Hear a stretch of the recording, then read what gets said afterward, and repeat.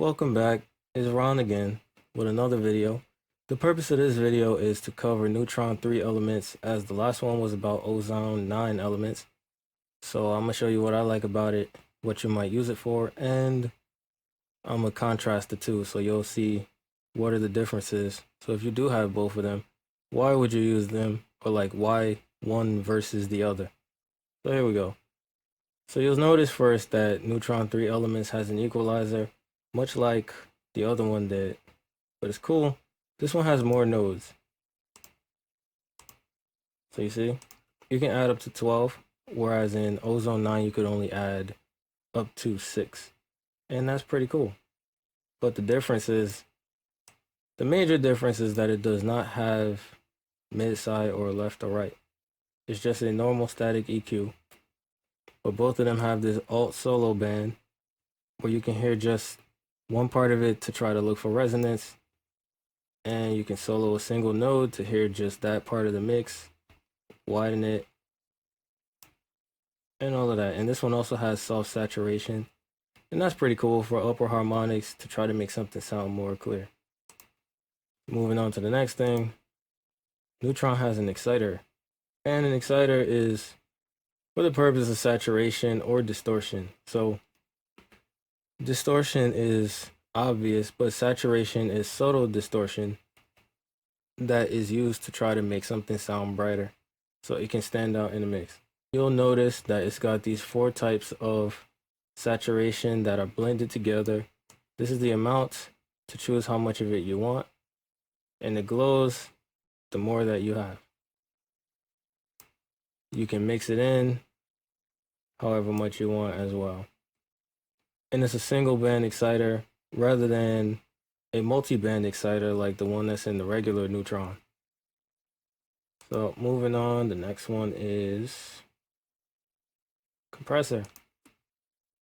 Here you've also got a single band compressor versus the regular Neutron 3, which also has a multi-band compressor, but it has these 3, the RMS, peak, and true settings. It's got vintage mode, and it does have this filter so you can try to dictate how much of the signal is compressed to have more or less of it. Other than that, it's just a single band, which can be useful. It's not a bad thing because it still has the mix, so it still is good for parallel compression. You can still use it with like gluing and mix together. It's just that you can get more creative if you have multi-band, but that's not really an essential thing. And finally, we got the transient shaper. Now what a transient is, and before I go into that, I'll say this is also a single band transient shaper, where the regular one in Neutron 3 is a multi-band transient shaper. So what a transient is the initial attack that you hear whenever a sound is made. If a sound is only a transient, then you think of like a drum or a single word. So a transient would be, it's just a quick sound that disappears quickly. And so what you would use this for is to accentuate the transients of something, like to make drums punchier or make words more clear. And that's what will happen if you increase the attack time here. And the sustain would be, if it was a long sound, it would accentuate the sustain, which is the part that holds. So think like a violin that has a sustain, and it's not just a transient, but when it starts, it has a transient. It just holds the sound as well. So those are the things that you'll get with this without being too complicated. And I like it because, again, there's something to be said about having a plugin that is just a bunch of things in one. Is really useful. It's kind of like when you shop at Walmart and you go there and you just get everything rather than going to a bunch of different stores. That's sort of what this is like. You can change everything from here. You got the bypass, and you got the input and the output gain. But now let's get into the main differences. So what are the differences where if you're mixing something, why would you choose Ozone 9 elements versus Neutron 3 elements?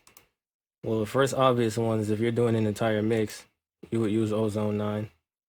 That's what it's designed for, but you still could use Neutron 3 if you want to have a compressor or you want excitement. So it makes up for some of the things that you would be missing that are in regular ozone 9 and not in ozone 9 elements. Like ozone 9 has a compressor, it has the imager, it has all of these different things, it has dynamic EQ. But if you need them and you just have ozone 9 elements, but you also have neutron 3, some of them you can get here. The first difference is, as I said, with the equalizers, this one can have up to 12 nodes. This one can only have 6. And that's a very useful feature. So if you need more nodes and accuracy, and you want to do something like this for some reason, you can do it in Neutron, but you can't do it in Ozone. However, Ozone has mid-side and has right and left. So if you're thinking about stereo image, you would choose Ozone instead, because Ozone also has the imager rather than the compressor. And as you can see, I could check the mix to make sure that it is available to have mono compatibility. I can switch it to mono if I want. These are things you can't do with Neutron. Next thing is that Neutron is, from what I've seen, it's not as CPU intensive. It appears that it takes up less CPU because Ozone has the maximizer and therefore has algorithms running through it. So it's naturally going to take more CPU because the algorithm is doing more in this case than the functions that Neutron are doing. So that's something to consider. I believe you could put more neutrons in a mix than you could put ozone 9 elements in a mix. The next thing, track assistant versus mastering assistant. And you can use this on an individual sound and it will try to make it sound good, and it can even detect what type of sound you're working on. Another key difference, which is important, is that when you're using neutron 3 elements versus ozone 9 elements, you can switch the order of the modules. See, if I don't want the equalizer to be first, I can put it last. I can move it in front of the exciter, transient shaper, move the compressor back, transient shaper forward, anything like that. It's not the case with ozone 9. So if that matters, and you want to be able to switch the order of them around, then you should use neutron 3 elements instead of ozone 9 elements. And the final difference that I have listed here is that neutron 3 does not have the NKS standard, whereas ozone 9 elements does. So ozone 9 will work in complete control, but neutron 3 will not. So that's a key difference if you want a quick plugin where you're adapting a sound and you have complete control and you like to use it like I do. You're going to have to go to the mixer track if you want to use neutron 3, but with ozone 9 elements you have both options. And so that wraps up what I had to say about this. And maybe the next one will be stutter edit or nectar 3 elements. You'll see that in the next video.